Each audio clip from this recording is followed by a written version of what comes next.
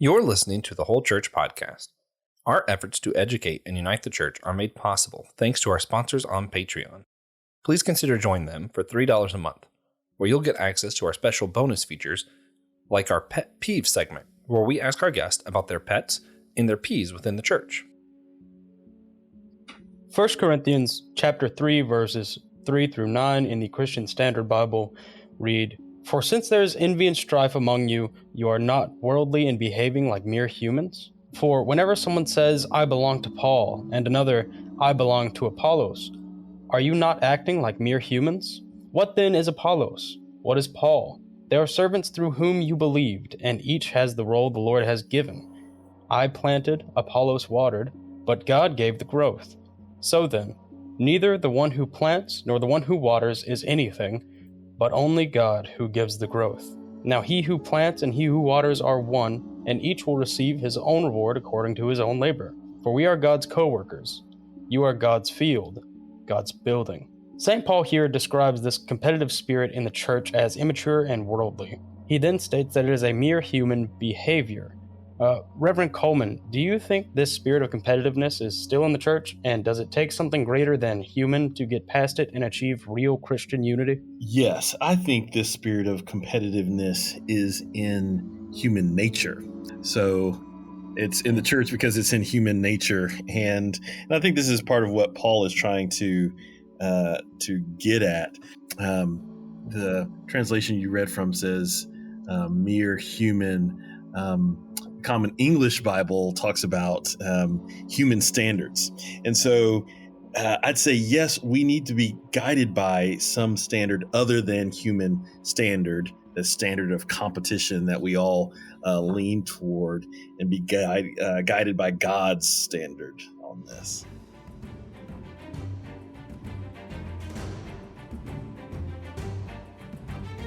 Welcome, Whole Church listeners, to another round table discussion. We are here with some of our trusted knights of the table, the great, brilliant guest we have. Of course, the only reason that they come to the table is because we also have the world's greatest, most renowned, most phenomenal, most mystical co-host of all time, the wonderful Wizard of Oz, TJ Tiberius One Blackwell. How's it going? It's good, thanks. Yeah. It's interesting. I'm upset they left the part out of the movie where they reveal the true Wizard of Oz was actually just you. Yeah. Well, they invited me back for the Wiz. So. Oh, okay. I missed that. Yeah. And today we are joined by some great guests, some of my favorite people we've spoken to throughout the years. You know them, you love them. Part of the original round table, Sir Knight Joe Day. Also co-host of Systematic Geekology, also the host of Buddy Walk with Jesus, Kingdom on the Road, probably a million other projects that I just can't even fathom. He's constantly working on broadcasting and podcasting. We have the great Reverend Justin Coleman of, I'm forgetting the name of the church. I know it is United Methodist Church in Chapel Hill, North Carolina, on the UNC Chapel Hill campus. What's the name of the church again, Reverend Justin? University United Methodist Church. Okay. Well, forgive me, Sir Knight Justin.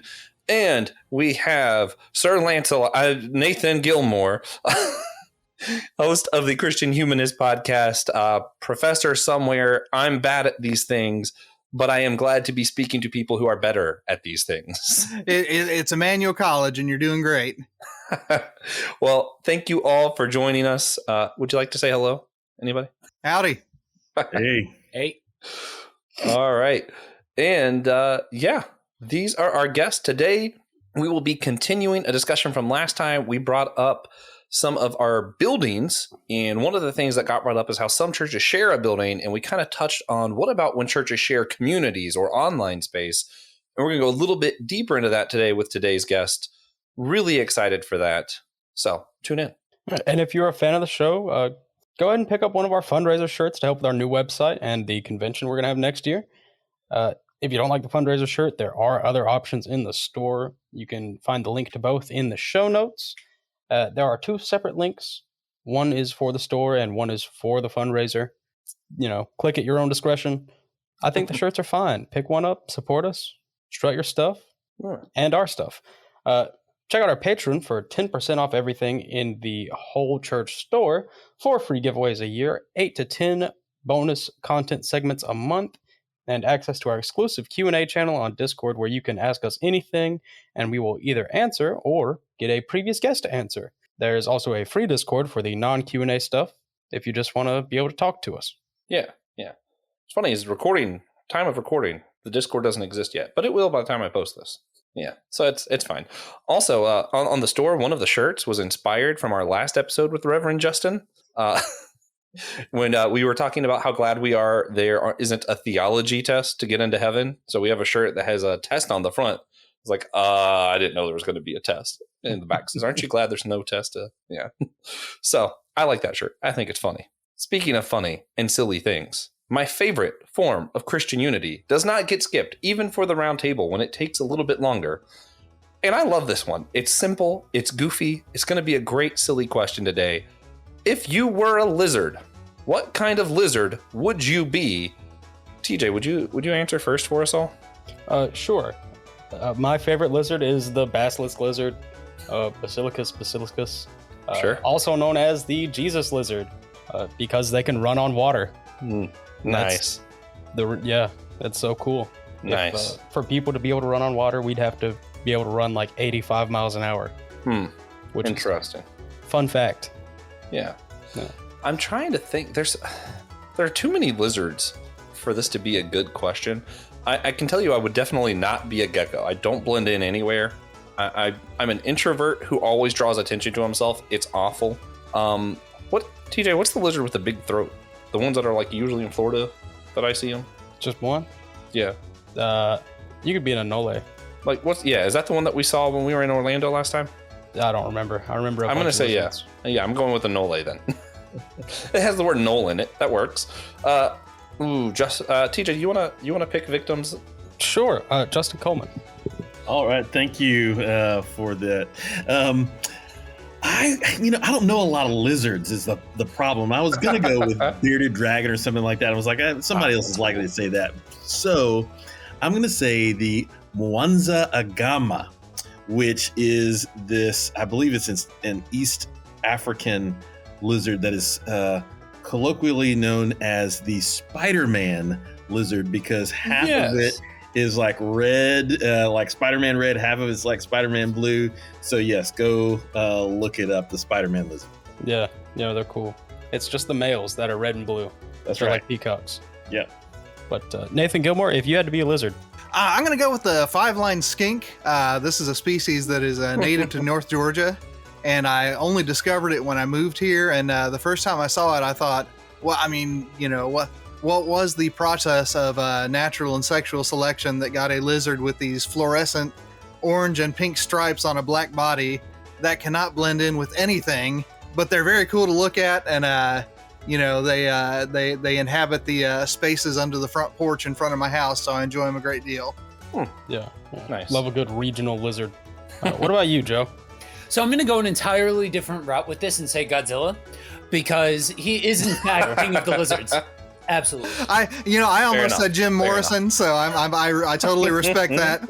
Phenomenal. That's man. Who was the secret agent lizard in the old PlayStation games? Y'all know what I'm talking about? You mean Gex? Yes. Gex the gecko? That's definitely not me though, because again, I am not sneaky. I wanted to say the one I was trying to look up earlier, and I decided I can't say it for a very important reason. The Gila monster or Gila monster? Gila. Yeah. Gila. I wanted to say that because it is the slowest lizard, and I just happened to kind of vaguely remember that there's the slowest lizard is in like southwestern America, but it's venomous and it looks too cool, and I'm not very deadly or cool, so that'll be my second thing. It's just not me. Sure. Yeah. All right. I could talk about lizards all day, but we have an actual show to do. So we have a friend who describes a road in Raleigh near where he lives as Saints Road because it has so many churches clustered together. It looks a lot like when McDonald's, Wendy's, and Burger King are all next to each other. Other than proximity like this, Joe, what are some other things you've seen that churches do that may come off as them competing with one another to the non-churchgoers? So coming from the marketing world, there's pretty exactly one reason why you would have a big old billboard and all of that. That's part of it. Around here, it's a very similar feel where there's the buffet style where like you can't go very far without finding a different church. And I mean, they really swing wildly in denomination and size and so on and so forth. A lot of them have those like old style like restaurant signs that you would see in like old diners would have a sign out front that you could put the little plastic letters into and all of that. And they all try to be quippy, or they try to, some of them don't even try at all. And it's just like, come here or burn in hell. Seriously, I saw that one. Oh, So like those kinds of like large scale public displays where it's very clear, like, hey, don't go to those other places. Come here. All right. What about you, Nathan? Dr. Gilmore? Yeah, I mean, one of the things that strikes me about this is that the same interstate highway system and the same sort of post-war American culture that made these things possible, right? Why would churches want to move onto the same strip of road? Well, the answer is, I mean, accessibility, right? Cheap parking, all those sorts of things. And the same cultural forces that made that kind of thing possible within, maybe years, maybe decades, has made those denominational distinctives less and less important as years have passed on. So what's interesting is, I mean, I did some research once, and I promise I'm getting to a point here, about when people started writing stories about Christmas getting commercialized. And the answer is that among the very first printed Christmas stories, we're talking like years after A Christmas Carol by Charles Dickens, you had American authors writing stories about Christmas getting too commercialized. And I have the sense that, the observation that we probably don't need this many churches along that same strip of highway probably came along not long after it became possible to have churches along that same strip of highway. Yeah. On our other podcast, Systematic Geekology, Joe and I did one of our drive-in movies that we did was Miracle on 34th Street. And we were talking about how even in the 1940s, they were complaining about Christmas being too commercialized. Yeah. It goes all the way back to the 1850s. That's crazy. Incidentally, shopping malls were invented within years of the 1850s. Oh, yep. Checks out. Right. So on our last roundtable, Brandon Knight mentioned an interview he had with a church where it seemed like their chief concern was competing with the church across the street. Josh, could you mind everyone what that story was about, since Brandon could not make it here today? Yeah, and I'm going to share another anecdote as well. But what Brandon was talking about is he was doing an interview to be a youth pastor, and they kept asking him questions that he thought was kind of weird. Like they're asking, what kind of program would you do here? How would you do Vacation Bible? And it was like really specific stuff that he was talking about. And it's like, I wonder why they're asking this. And then he saw a sign outside the door or outside the window from the church next door talking about all the things that they're going to have at their Vacation Bible School. And he realized they were interviewing him to see if he could outdo them, basically. And he's like, yeah, that's not my game. And what's funny about that is when we're talking about this competitive mindset also, one of our earlier episodes, actually, Pastor Ryan Green was on here. And it was when we first started doing the question where we were asking people of what's something practical we could do to engender unity. And what was interesting was his answer was do something in the community together without wearing your church's shirt. And I thought that was really impactful because, yeah, so too many times we'll do community service, but only if everyone wears your church's shirt so they know who you're representing, basically. That's kind of the language that's used. And ironically, that's even influenced our decisions in the whole church store, where about half of our shirts, we don't put our podcast name on. We just have #OneChurch because we're like, hey, that's not what we're doing here. We're not out marketing somebody. Yeah. But if you are introverted and you don't want people to ask you about your shirt, maybe get one of the ones that says the podcast name on it. Yeah, that's true too. Yeah. Yeah. So some of us mentioned last time, and by some of us, I mean Brandon and TJ, actually, being part of churches that share their building with another congregation. Would anyone like to discuss the time they've seen something sort of like that or maybe a little bit different done really well? Nathan. Yeah, there's a church I attended, and actually I preached at for a while, and they did eventually fire me. So there's some complexity there, but I mean, I will say to their praise that it was a church that had a fellowship hall in a lower floor, and then the main sanctuary in the upper floor. And one of the things that we did while I was preacher there is that there was a Spanish language church that was looking to plant, and they're looking for a place cheap to rent so they could do so. And one of the things that we did is we invited them to use that fellowship hall space while we use the sanctuary upstairs. At that same 11 o'clock hour on Sundays, and for their first few years there as a church plant, they're using that space. Eventually they got big enough that they wanted to find a space of their own, but that they were good years because the folks upstairs, so to speak, were able to have conversations with folks and get into encounters with folks that they maybe would not have if we didn't have another church there in our space. Now, in that case, we were able to do the two services simultaneously. I imagine that similar kinds of things could happen in church spaces where you didn't do them simultaneously. Yeah. Interestingly enough, when I was in Wilmington, the church we had an English and a Spanish congregation meeting there, and they both ended up hiring me as their children's pastor. So, but I had to have an interpreter in the Spanish one, and it was an interesting experience because sometimes I would say something that just wasn't funny, and all the kids would laugh. Yeah. Who knows what was said? Reverend Justin.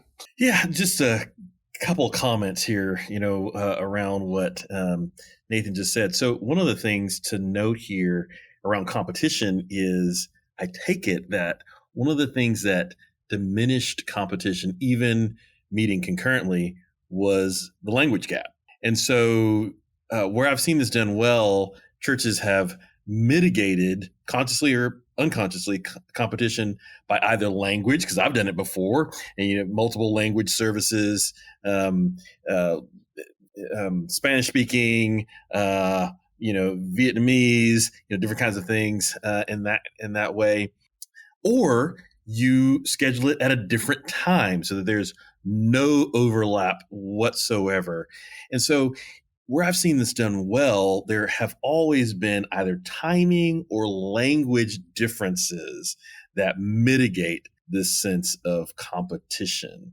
What I haven't seen is overlapping bodies that could actually more easily integrate with one another, meeting concurrently or working, concurrently in the same space. That I haven't quite seen yet. Joe?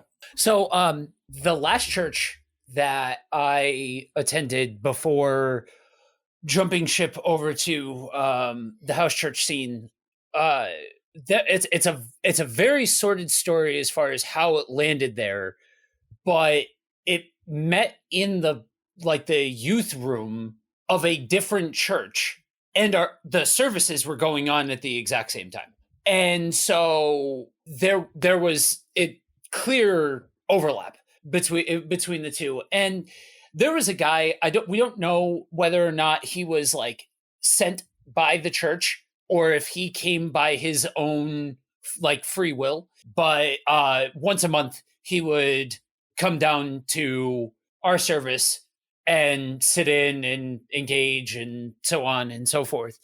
It was interesting because logistically it worked fine. There weren't any major issues.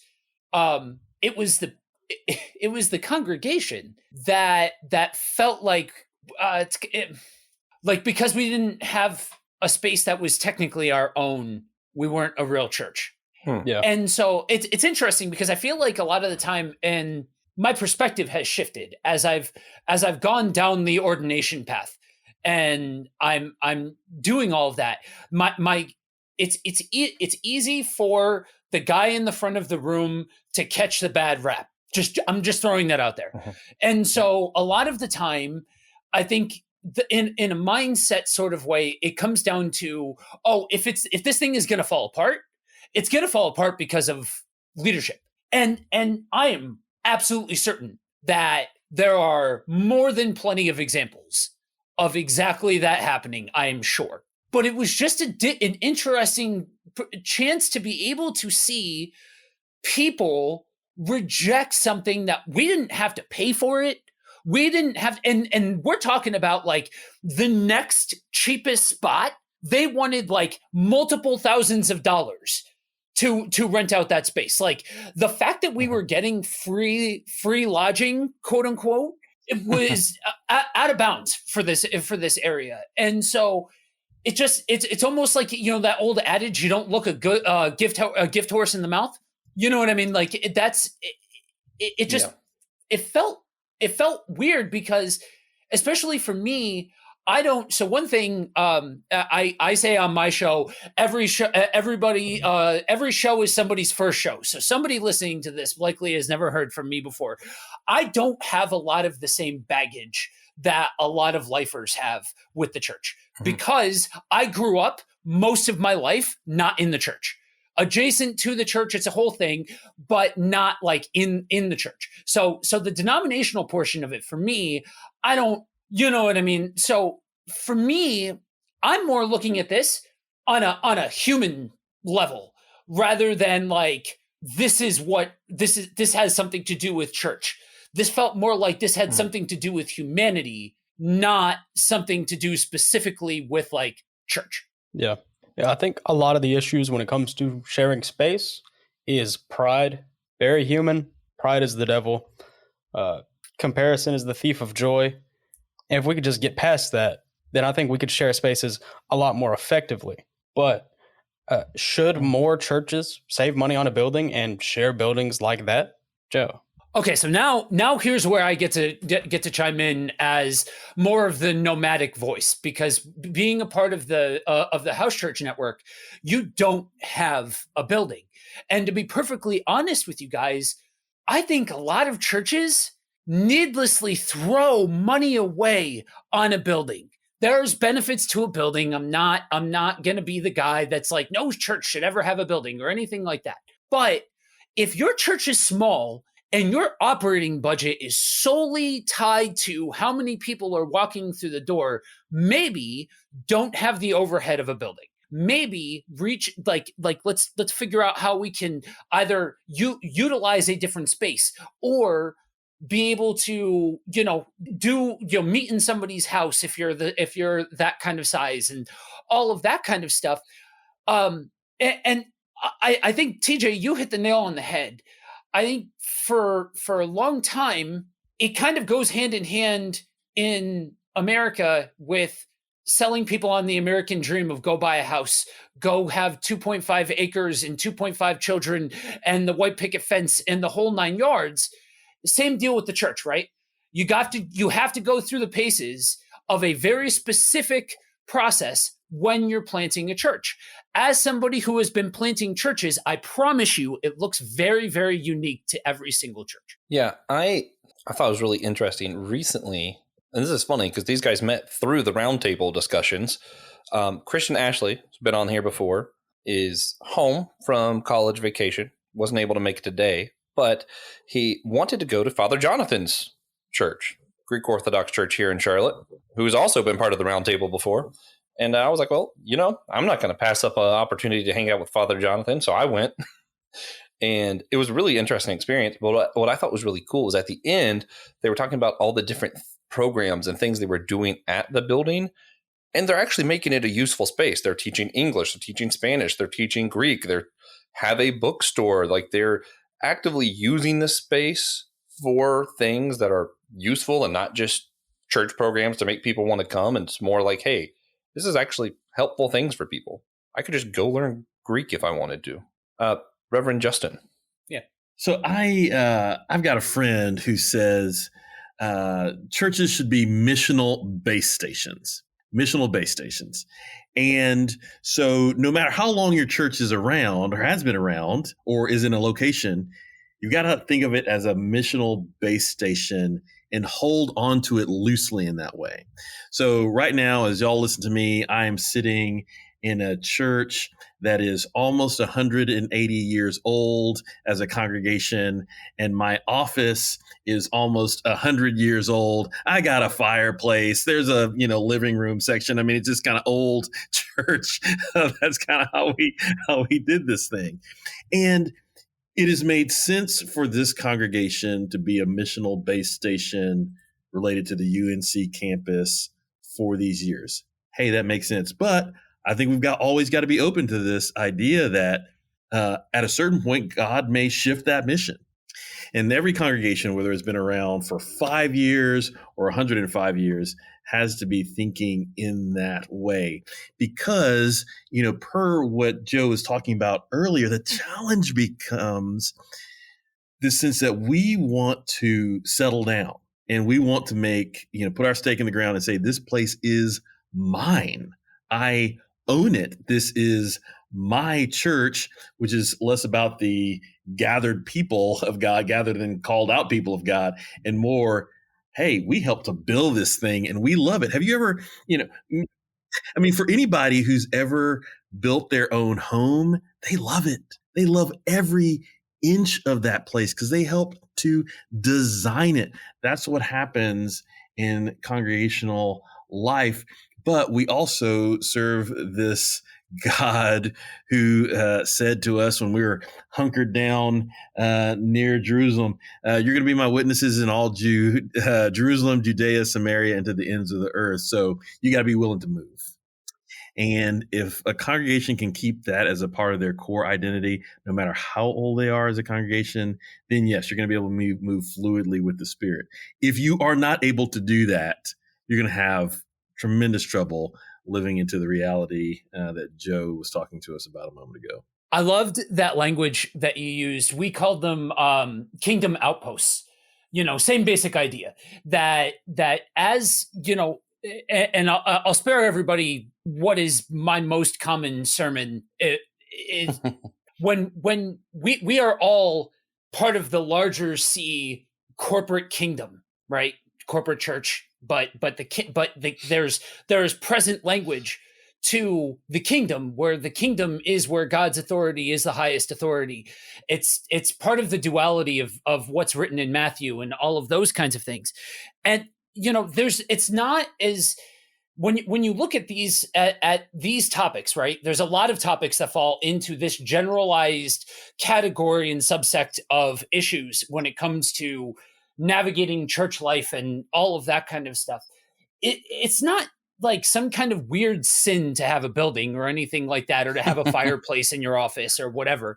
But you said the words, hold on to it loosely, right? Mm-hmm. If tomorrow happens and a series of events take place and you no longer have your building, are you still a church? Mm-hmm. Yes, I understand for some, there's a lot of logistics that go into that, the larger the church is, and I'm not even going to touch on that one. But it's part of a heart posture and a mentality that puts kingdom first and stance, opinion, all of the stuff second. Yeah. Like there's no yeah buts there. There's no like, yeah, but what about how that person votes or how that person practices? Like heresy is heresy. But if we're going to call out heresy, let words mean things. You know what I mean? Like let's be honest about what it is that we're saying. So when it comes to something like a shared space, this is a tale of two conversations, because you have the ones that are nomadic in nature. You've got the networks that can move around and do different things. And at this point, guys, I mean, God can do a great many things, but I'm not sure I would ever want to go and plant my feet in a building and all of that kind of stuff, because I'm nimble. I can move around. I can do different things, all of that kind of stuff. But for anybody who has that building, what would it look like if you opened up your door and allowed somebody else to meet in your space or to use your space for something else or whatever? You know what I mean? Maybe you let youths use it for something, or you maybe outside of just your youth group. I'm saying Tap into your community. Find out what the legitimate needs of your community are and open up your doors. What would it look like? Yeah. And we discussed some of that in the last roundtable, but it's always an important part of this discussion. I would like to, as always, suggest people to check out all the roundtable episodes. But yeah, just this idea of some churches, like Pastor Will, they have shower at the church for people who might need a shower, different things like that. I was talking about Father Jonathan's church having classes to teach Greek to people. If your church is being used for things, then by all means, help your community. But if it's only open Sundays or maybe Wednesdays for someone to give a speech, I don't know if it's worth the space, if it's worth the money. But no, that's a different conversation. Check that one out. Other than the building, if we're to look at this a little bit bigger, you were talking about opening up to other congregations. Again, that's more than Sundays and Wednesdays. You also have another church meeting there on Sunday. You have, maybe you have someone meeting there on Fridays, or you allow your Messianic Jewish brothers to meet on Saturdays at your church. Who knows? Outside of the building, what are some different ministries that can focus on shared spaces? When we're talking about sharing our community, how do we work with other churches within our community? Even online space, a lot of times it's competitive. How do I get our podcast noticed as opposed to this other podcast? It's a practice I do is to share. I try to share every Monday someone else's podcast on our Facebook group, because how do we share our online space is also important. Nathan has something to say. Yeah, I mean, one of the things that especially during COVID really kind of started occurring to me is that we have a lot of talented teachers working in our churches. And, one of the things that I enjoy at the church I currently attend, where I'm an elder, is that every Holy Week, we kind of split 3 services among 3 churches. So one of our in town here, there's a Baptist church, a United Methodist church, and a Disciples of Christ church that do Holy Week together. And one of the 3 churches will do Maundy Thursday. One of the 3 will do Good Friday. One of the 3 will do the sunrise service on Sunday. And what's been occurring to me is, what kinds of things might we be able to do if we said, all right, we're not all going to do our educational hour, at 10 o'clock on Sunday, but, we said, all right, in a given week, this church will offer these 2 classes. One of them will occur Sunday morning, one of them on an evening, one of them will happen online, so on and so forth.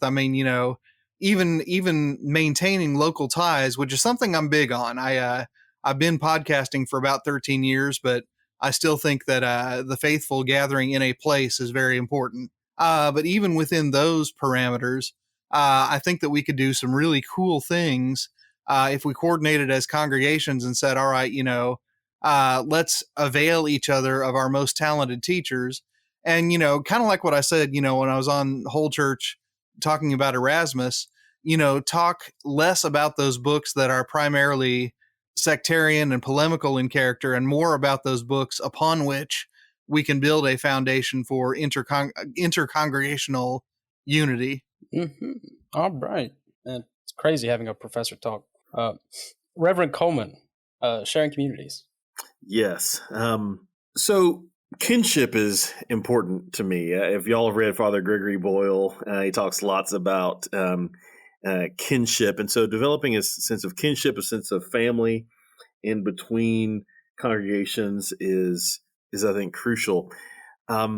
People used to talk about, may still talk about, common cause communities, right? So I think this is a way that we can think about coming together as churches around a cause. You gather a community of people from different congregations, different faith communities around a cause that they really care about in the community. And let them work together. Let them work shoulder to shoulder and develop a new sense of community that goes beyond any of the other communities alone. I mean, you create another space. And I also don't think we can do enough of that in our church communities. I mean, my hope would be that we create enough of those common cause spaces that those spaces begin to critique all of our other communities as separate communities. Like, does it make sense at a certain point when we spend so much time together out in the community? Maybe it means we should spend more time together on Sunday mornings or in buildings together, not just meeting in separate spaces, but maybe we need to, totally do away with our separateness of space. Yeah. I've always thought one of the best ideas for sharing a community would be for a couple of churches, a few churches, several even, to split the price of a community center, like a recreation center. And then every church has a recreation center. Everybody can use it, and it's a shared space. I like that. I think that's a good idea personally. And it's a little expensive, but that's why you get like 6 churches to go in and buy one community center that everybody can use. Yeah, I like that. I want to expand this also to, I know the other part of my question, looking at the online spaces, I was thinking Joe might be particularly well fit to answer that part of the question. Being a broadcaster, entrepreneur, podcaster, do you have any ideas as far as like what are better ways we can use our online space to promote one another as opposed to compete with?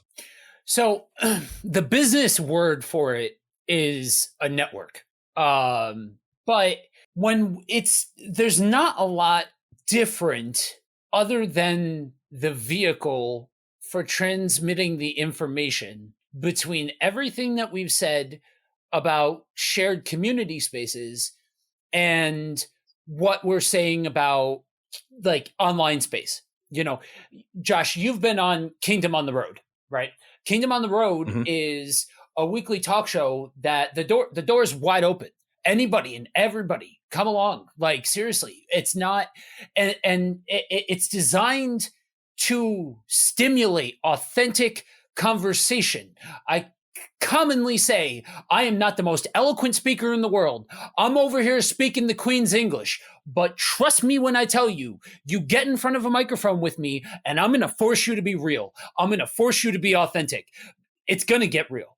And that to me, fostering an environment where you can have that level of authenticity, but then also open the door to anybody to walk through that door.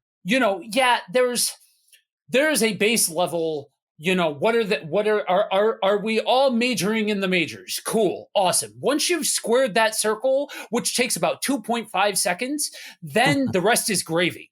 You know what I mean? Like, I don't agree with everything that everybody says that comes through the door, but it's all good conversation.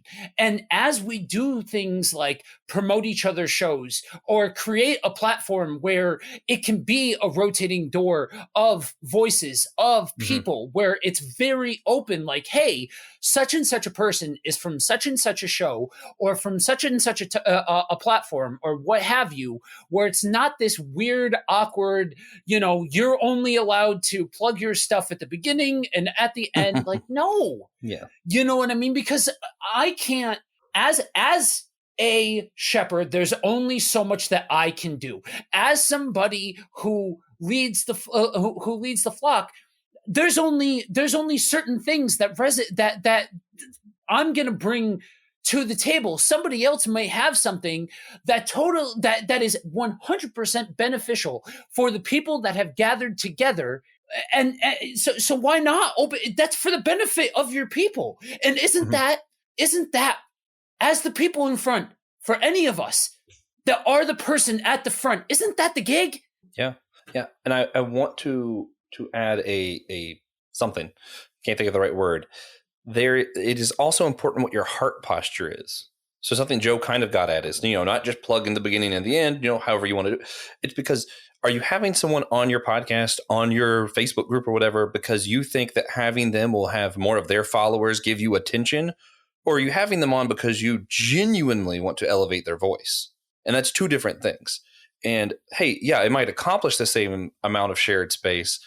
But when we're talking about things of God, things of the Spirit, your heart posture matters. And the same thing when we're talking about community stuff. If we're all going to go in together and buy a community center, are we doing it because this will make more people come to my church? Or are we doing it because we think this will help the other churches and the people in our community? So with all of these things we've been discussing in mind, Dr. Gilmore, what would your ideal shared outreach be if you were to team up with other ministries in your area? What would you most like to see done together, and what would it look like? Yeah, I'm going to go in a slightly different direction because I mean, the inclination has been to say, let's create these, parallel communities.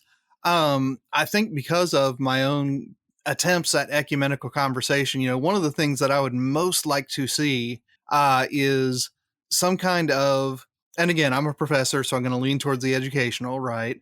But I mean, some kind of non Sunday morning opportunity for local congregations to talk about their historical particularities. And here's why I think that's important, because there are, to be sure, those sort of outlier stories that people always like to talk about when they talk about how silly church people are, where you've got First Presbyterian and Second Presbyterian, and it's because in 1878 there was a dispute over the carpet color or whatever else, right? There are also real historical differences in how we teach the faith that is handed down from generation to generation. And that doesn't have to be the start of a separation. It can be the start of a new kind of understanding, a new kind of unity, a new opportunity for people to worship as part of a historically particular community, or for that matter, and this is our moment, to realize that they have been part of a community with historical particularity, because a lot of folks aren't aware of that right now.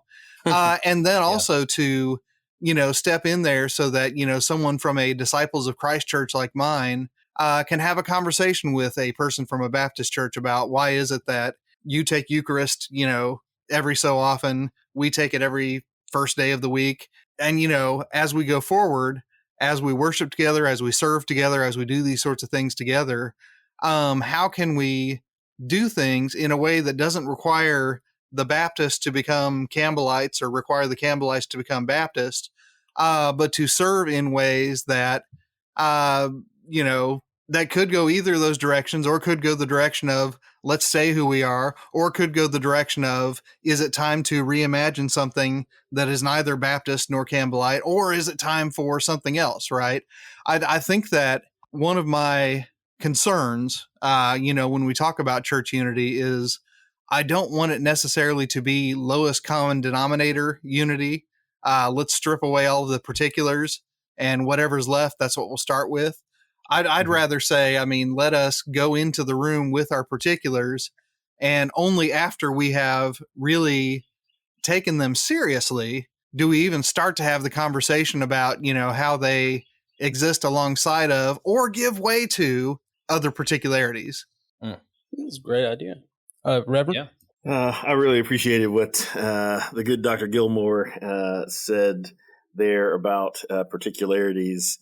As I said the last time I was on the podcast, Methodists tend to be kind of conjunctive. Another way of thinking about that is we view Christendom as a big buffet, and we walk around going, hey, I like that. I'm going to put that on my plate. That over there. I'm going to take that and put it. That's been a part of our tradition. But in order to do that, you really have to appreciate and value what other traditions have to say. So really appreciate that. When I think about what it means to develop some kind of shared outreach, I like Dr. Gilmore's focus on history early on in the pandemic. One of the ecumenical activities here in our corner was to talk about the shared history of race in our town. Going so far back as to say, all right, so let's talk about who was here before any of us, what Native Americans were here before any of us. Let's really understand the history of this soil, and let's talk about the history of race together, and then how our communities were a part of it. That was a great shared journey in our community. So, that understanding of history and shared history can be really important. I also think that, all of this really is contextual. So when you say, what would any of us start? It's very contextual. Here, it was locally discerned by listening to the community and listening to the Spirit that some work around education and achievement and opportunity gaps in our school system were made sense for some of our churches to work together on, because we've got the second largest achievement and opportunity gap between Black and white students in the entire country, right? So again, it's contextual, it's locally discerned, listening to people, listening to the Spirit, and I think that's what it's got to be in every location. Yeah. If only there were one right answer. Right. Nah. It's boring. Joe? Yeah, just to echo everything that these two gentlemen have said, the old saying goes that it's unity, not uniformity. I think sometimes we're so focused on making everything look at least similar to one another in order for us to come together and have all of the things that we're talking about having. No. There are different things that bring different groups to the table. And honestly, if in your everyday life, you are worshiping the King, you are doing you are living in the holy and set apart way, but that person gets there by a different route than I get there, then that should stimulate conversation, not create opposition with one another. You know what I mean? And I'm not going to sit here and pretend like I've always been great at that. Most of my tenure as a Christian has been in a post-2020 world. And so I have had a lot of opinions about how things were handled and what things looked like and all of that. But through the grace of God, I've gotten to this point of understanding that, our theology has to be every single day. If it's not, if our theology only fits Sunday, there's a very big problem. And part of that, and I believe it was the Reverend that said this, it requires, if you're really gonna interact and engage and immerse yourself in the kingdom with kingdom citizens, then you have to have some level of, I think you used the word appreciation. Like there has to be a camaraderie there that says, okay, we might not do it the same, but that's okay. And you don't have to stop being you just to come to the table. Whether that's historical or if that's sociological or whatever the case may be, those aren't things that need to be stripped away in order to get to the cross. Much the opposite. For those wondering, we did just decide our next roundtable's topic, particularities, as Dr. Gilmore would call it. Yes. Sounds like a good one. So that being said, one thing we like to do before we get into our wrap-up or anything else, we like to ask everybody for a practical solution. I don't know. We like to ask everybody for a tangible action that people can take that would help better maintain unity in the church. We ask at the end of every episode. All of you are aware of this. This time, I want to ask a little bit more specifically, how can your average church attender, just someone who just attends church, isn't necessarily part of the laity or anything like that, how can they make an impact in their church concerning how it's sharing its space and community? Reverend Justin, would you like to answer this specific practical question this time? Yeah, I'd be glad to. So one of the ways I'd be thinking about it is, how can we think about our churches as co-working centers? I mean, if you have a church and if it's got some space and if you have space available, what if it was a common cause co-working community where you gather a group of nonprofits or whoever and say, hey, our work is synergistic. So let's leverage the connections and the relationships that we have in our congregations and say, people need space. People need affordable space so that they can lower the cost of their overhead, maximize what they're doing to serve the populations that they're trying to serve. Let's allow our church spaces to be that. And then let's say, hey, let's develop a vision together so we feel like we're actually making an impact in this community together. Doesn't mean we're doing the same work, but we share enough of vision and concern for our town, for our city, for our neighborhood, that we can feel like, hey, we're a part of a team that is trying to make an impact, that's trying to make a dent in the universe right here. Yeah. So everybody can just start spreading that thought. Yeah. Dr. Gilmore, do you have any thoughts, any other ideas of how we can, just regular churchgoer, how can they better encourage their church to share space better or share their community better? Yeah, for the people in the pews, I mean, one of the things that immediately comes to my mind is when we start into these initiatives, the folks who have sort of the accountants' minds and the engineers' minds and those good left brain people of the world build into those early plans contingencies for the real physical material needs of whatever you're doing. So when people share space, stuff gets broken. Budget in some money to replace it. When people share space, schedules are going to conflict. Build into it, a very concrete plan for, all right, this is who has priority. This is how far ahead you need to do it. And then liturgically, and this is more on the clergy end, so I'm going to ignore your question here at the end. That's fine. I mean, I could imagine some kind of liturgy, and it would take some writing and it would take some revision. And I'm a rhetoric professor, so I love writing and revision. Yeah. So email nathangilmore@gmail.com for these written liturgies. Yes. But I can imagine some kind of liturgy where we get the people of the community together and we say prayers and we sing songs to God, commissioning the physical items in that space and say, these are yours, God.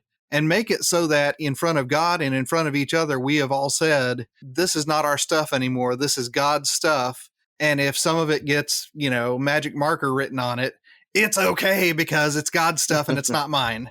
Yeah. And that's something you can even do from home or in your car. If you're in your car, maybe you can't do the liturgy part, but you can stop right now and pray about your church and pray about that space, that not only that you are letting go of it to God, but also pray for your ministers that they are able to let go of it and give it to God. And for the people who have been putting money in the plate for 57 years, because those are the folks who get bent out of shape when things get broken.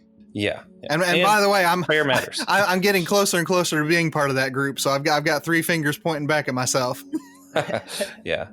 Joe, this is an interesting one to throw your way. You don't have pews. There's not really a laity in the home church. How do people of the home church better encourage one another to share communities and share space together? What's this look like? Dinner parties. Perfect. So it starts with a conversation is probably the most simplistic way that I can say it. Part of being effective in your community is understanding what your community needs. And part of that is that you need to sit down and have conversations with churches that you don't, they might have the muscle and you've got the brain, but you need to get over the fact that you guys don't see eye to eye on everything. You know what I mean? Or at a very fundamental grassroots, understand the actual tangible physical needs of your community. Mm-hmm. There was one when I'll give an example of something that this gets super practical.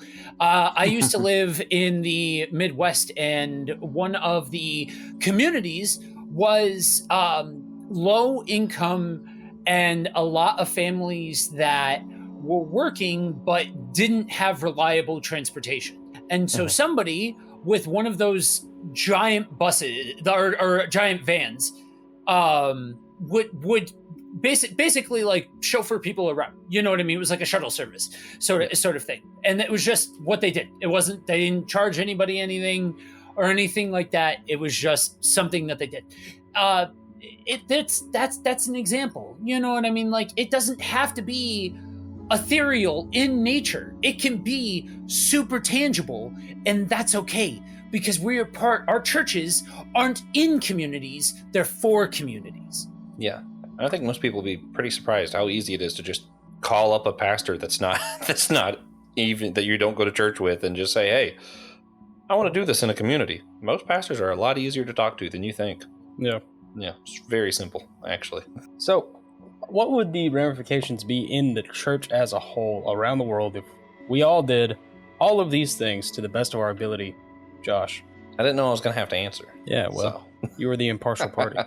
Oh, well, man, I think as we encourage one another to let go of our spaces and see it as God's, as we call up other ministers, we do these practical things of really understanding and communicating where do we need the space, where do we not need the space, communicating what is going on, what community services does our community need, what's already being done, who can we connect with. And when we do these things and you're actually willing to talk to your lady, your pastors or pastors of another church, I think just the simple willingness to try to work together opens a lot of doors. And it's hard to say no. I know it's weird, but when another church reaches out to you that's not your church and says, hey, can we do this together? I want to help the community. Well, most pastors aren't going to say no to that. Oh, okay. Reverend Coleman, you had something you wanted to say as far as ramifications go? I think one of the ramifications when I think about it is being a part of a movement rather than a part of maintenance. Like, it's so easy to kind of get into this sense of like, I'm maintaining my community. I've got this burden that, ours can't be the generation when this church building falls apart or when our church closes down, all this kind of thing. But if we do everything that we said, I think it's you feel inspired that you're part of a movement, something that is part of a greater collective that more properly looks like the body of Christ rather than just maintenance of a part of the body of Christ. You know what that reminded me of for some reason? Thor Ragnarok. Near the end of the movie, there's this thing, and it's a little cheesy, of Asgard's a people, not a place kind of deal, whatever. If they didn't let go of the place, all the people die.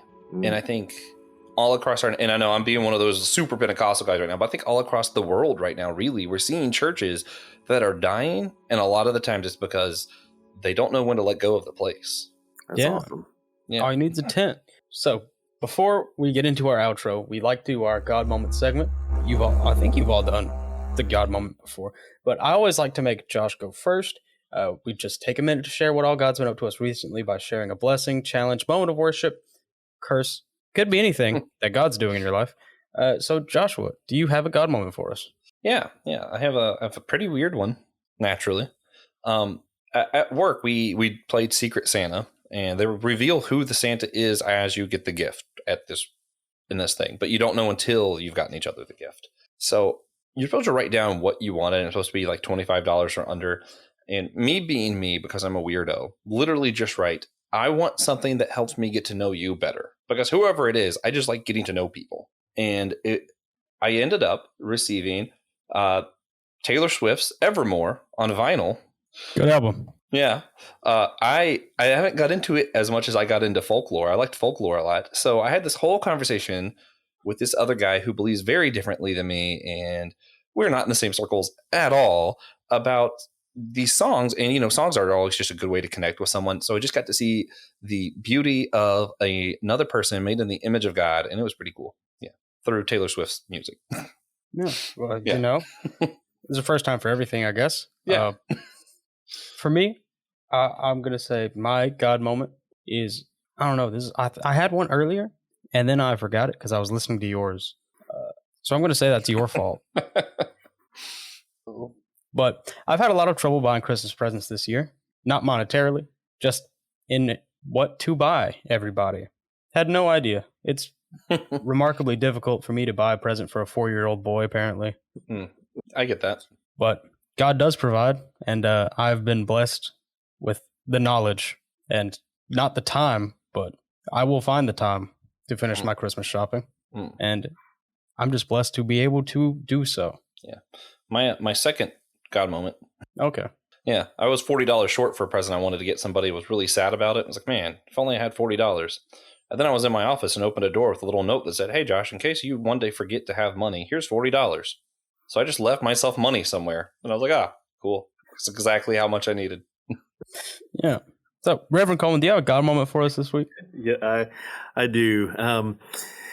what y'all may not know about me is one of the shows I like to watch is Doctor Who, and there's this whole thing praise where the Nerds. Doctor changes by regeneration. You look different personality, same memory and all that kind of thing.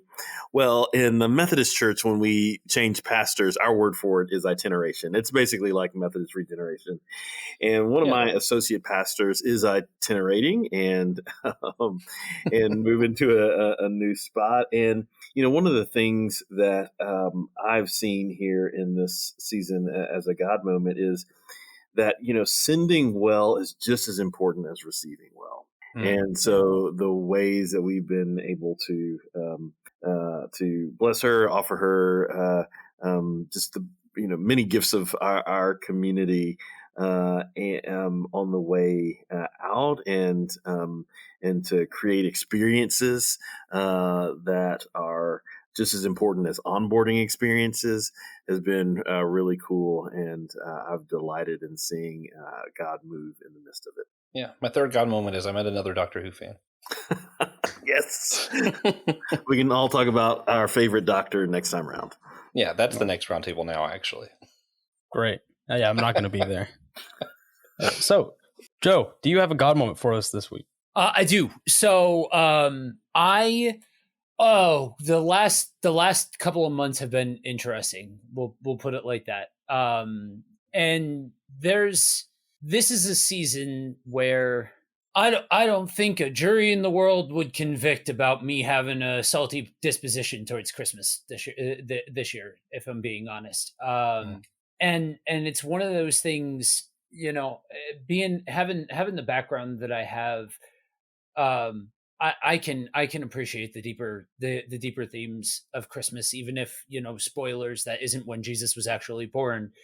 But understanding the resonant themes of the holiday, it's just my God moment for this season is God. The fact that I can hold on to him for dear life and not let go. And that when I do that, there is this joy that almost feels cheesy to talk about, because it feels like like I'm speaking Christianese when I talk about it, but it's biblical. That there is no actual external reason for me to feel any joy about anything that's going on, and the fact that's still like I'm still have and held and that this is still an active and living relationship. That's my God moment. Man, glad I didn't have to follow that. Nathan, do you have a God moment for us? Yeah, and mine's a lot more local.